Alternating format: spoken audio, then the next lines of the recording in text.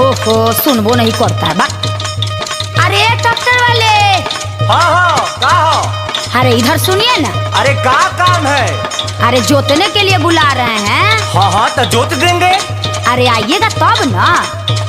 देखिए यही खेत है, यही आपको जोतना है। लेकिन देखिए भाभी जी, सुबेरे का टाइम है, अभी बोहनी नहीं हुआ है।